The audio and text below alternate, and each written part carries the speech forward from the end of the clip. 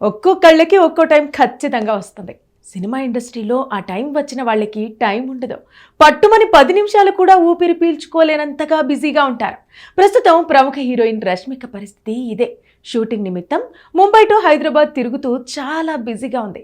ఇంత బిజీలో కూడా మూవీకి సంబంధం లేని వీడియో ఒకటి చేసింది. ప్రధానమంత్రి మోదీ నుంచి ప్రశంసలు అందుకుంది. ముంబైలోని సముద్ర తీరం మీద మహారాష్ట్ర ప్రభుత్వ సహకారంతో కేంద్ర ప్రభుత్వం అటల్ సేతు పేరుతో ఒక భారీ వంతెనను నిర్మించింది.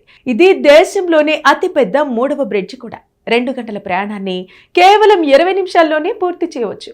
రీసెంట్గా అటల్ సేతు మీద ప్రయాణం చేస్తూ రష్మిక ఒక వీడియో చేసింది. సౌత్ ఇండియా నుంచి నార్త్ ఇండియా, వెస్ట్ ఇండియా నుంచి ఈస్ట్ ఇండియా వరకు అందరి హృదయాలు కలుపుకుంటూ వెళ్లాలంటూ ట్విట్టర్లో అప్లోడ్ చేసింది. ఇప్పుడు ఆ వీడియోకి ప్రధానమంత్రి నరేంద్ర మోదీ నుంచి రిప్లై వచ్చింది. ఖచ్చితంగా మనుషుల్ని కలుపుకుంటూ వెళుతూ వారి జీవితాల్ని మెరుగుపరచడం కంటే ఏదీ సంతృప్తి ఇవ్వదు అంటూ తెలిపారు. ఇప్పుడు ఈ పోస్ట్ వైరల్ అవుతోంది. 12 గంటల్లోపే 90,000కు పైగా లైక్స్ ని కూడా సాధించింది. ఇక రష్మిక ఇటీవల యానిమల్ తో భారీ విజయాన్ని అందుకుని పాన్ ఇండియా హీరోయిన్ గా మారింది. పుష్ప 2, గర్ల్ ఫ్రెండ్, కుబేరలో షూటింగ్ దశలో ఉన్నాయి. సల్మాన్ ఖాన్ నూతన చిత్రం సికిందర్కి కూడా గ్రీన్ సిగ్నల్ ఇచ్చింది.